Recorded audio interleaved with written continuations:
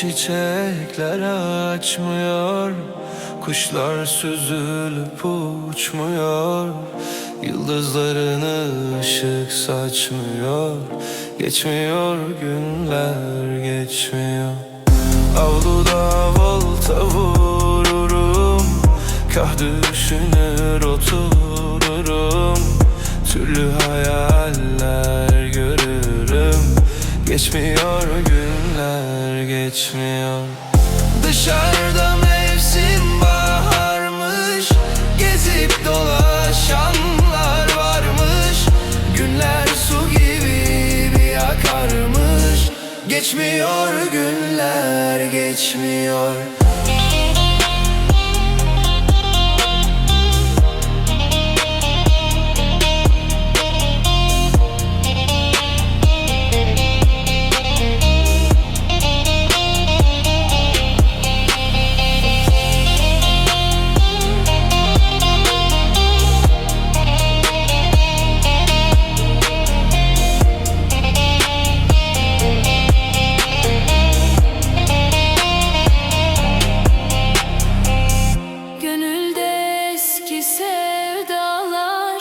Gözümde bereler dağlar, aynada hayalim ağlar.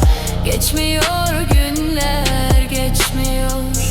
Yanımda yatan yabancı, her söz zehir gibi acı.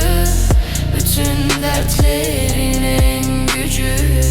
Geçmiyor günler, geçmiyor.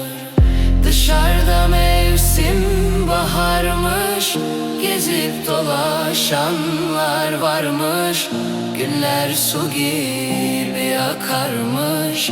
Geçmiyor günler, geçmiyor. Dışarıda mevsim baharmış, gezip dolaşanlar varmış, günler su gibi akarmış. Geçmiyor günler, geçmiyor. Dışarıda mevsim baharmış, gezip dolaşanlar varmış, günler su gibi akarmış. Geçmiyor günler, geçmiyor.